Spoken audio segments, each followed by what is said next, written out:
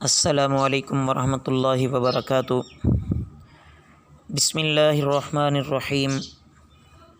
عزیز طلبہ، تعلیم الاسلام کے گزشتہ سبق میں زکوٰۃ ادا کرنے کا بیان جاری تھا، تو وہیں سے ہم شروع کرتے ہیں۔ سوال کہ زکوٰۃ دیتے وقت نیت کرنی بھی ضروری ہے یا نہیں؟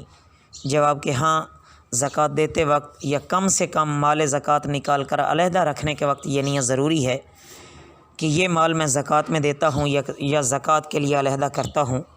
اگر بغیر خیال زکوٰۃ کسی کو روپیہ دے دیا اور دینے کے بعد اس کو زکوٰۃ کے حساب میں لگا لیا تو زکوٰۃ ادا نہ ہوگی۔ سوال، جس کو زکوٰۃ دی جائے اسے یہ بتا دینا کہ یہ مال زکوٰۃ ہے، یہ ضروری ہے یا نہیں؟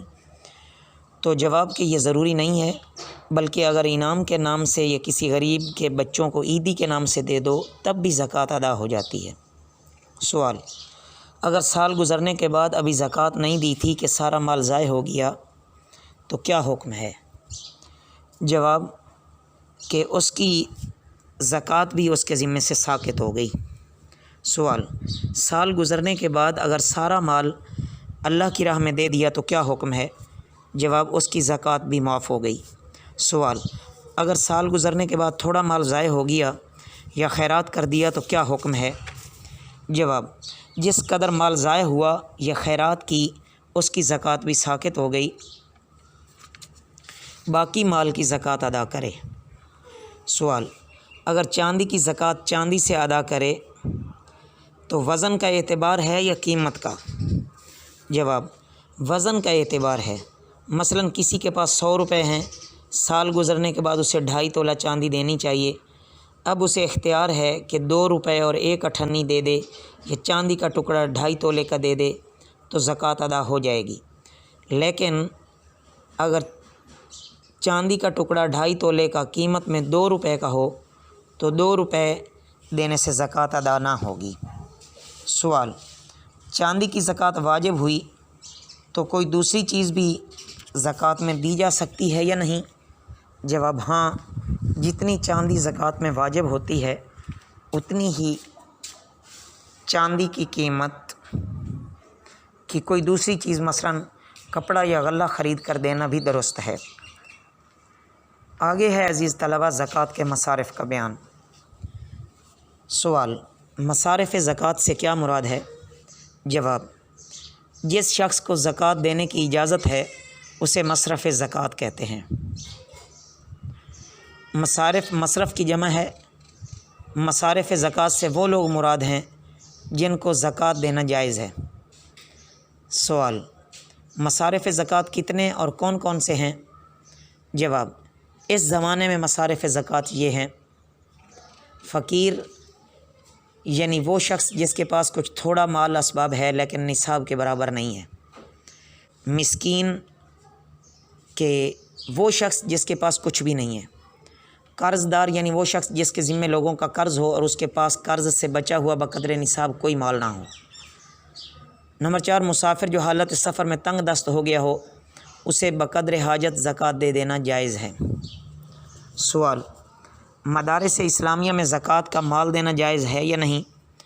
جواب، ہاں، طالب علموں کو زکوٰۃ کا مال دینا جائز ہے، اور مدارس کے محتمموں کو اس لیے دینا کہ وہ تاکہ طلبہ پر خرچ کریں تو یہ بھی جائز ہے، اس میں کوئی مضائقہ نہیں ہے۔ سوال، کن لوگوں کو زکوٰۃ دینا ناجائز ہے؟ جواب، مالدار یعنی وہ شخص جس پر خود زکوٰۃ فرض ہے یا نصاب کے برابر قیمت کا کوئی اور مال موجود ہے اور اس کی حاجت اصلیہ سے زائد ہے، جیسے کسی کے پاس تانبے کے برتن روزمرہ کی ضرورت سے زائد رکھے ہوئے ہیں اور ان کی قیمت بقدر نصاب ہے، اس کو زکوٰۃ کا مال لینا حلال نہیں ہے، اگرچہ خود اس پر بھی ان برتنوں کی زکوٰۃ دینی واجب نہیں ہے۔ سید اور بنی ہاشم سے حضرت حارث بن عبد المطلب اور حضرت جعفر اور حضرت عقیل اور حضرت عباس اور حضرت علی رضی اللہ تعالیٰ عنہم اجمعین کی اولاد مراد ہے۔ نمبر 3، اپنے باپ، ماں، دادا دادی، نانا نانی چاہے اور اوپر کے ہوں۔ नंबर 4 बेटा बेटी पोता पोती नवासा नवासी चाहे और नीचे के हों, इनको ज़कात देना जायज़ नहीं है। खामद अपनी बीवी को और बीवी अपने खामद को भी ज़कात नहीं दे सकती। काफिर, मालदार आदमी की नाबालिग औलाद, इन तमाम लोगों को ज़कात देना जायज़ नहीं है। सवाल, किन कामों में ज़कात का माल खर्च करना जायज़ नहीं है? जवाब, जिन चीज़ों में कोई मुस्तहिक मालिक ना बनाया जाए उनमें माल ज़कात खर्च करना जायज़ नहीं है, जैसे मैयत के गोरो कफन में लगा देना, या मैयत का कर्ज़ अदा करना, या मस्जिद की तामीर या फ़र्श या लोटों या पानी वगैरह में ख़र्च करना, ये जायज़ नहीं है।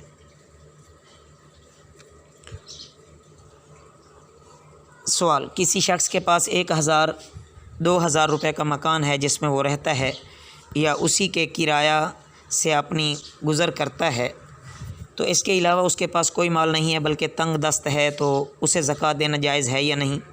जवाब, जायज़ है, क्योंकि ये मकान उसकी हाजत असलिया में दाखिल है। अलबत्ता जब किसी के पास उसकी हाजत असलिया से कोई माल ज़ायद हो और वो बक़द्र निसाब भी हो तो उसे ज़कात लेना जायज़ नहीं है। सवाल, अगर किसी शख्स को मुस्तहिक समझकर ज़कात दे दी, बाद में मालूम हुआ कि वो तो सैयद था या मालदार था या अपना बाप या माँ या औलाद में से कोई था, तो ज़कात अदा हुई या नहीं? जवाब के अदा हो गई, फिर से देना वाजिब नहीं है। सवाल, ज़कात किन लोगों को देना अफजल है? जवाब, अव्वल अपने रिश्तेदारों जैसे भाई बहन भतीजे भतीजियाँ भांजे भांजियाँ चचा फूफी खाला मामू सास ससुर दामाद वग़ैरह में से जो हाजतमंद और मुस्तहिक हों, उन्हें देने में बहुत ज़्यादा सवाब है। उनके बाद अपने पड़ोसियों या अपने शहर के लोगों में जो ज़्यादा हाजतमंद हो उसे देना अफजल है। फिर जिसे देने में दीन का नफ़ा ज़्यादा हो, जैसे इल्म दीन के तालिब इल्म, इनको देना ज़्यादा अफजल है। यहाँ तक अच्छी तरह याद कर लें अज़ीज़ तलबा। आइंदा सबक में हम इंशाअल्लाह सदक़ा फ़ितर का बयान पढ़ेंगे। वमा अलैना इल्लल बलागुल मुबीन।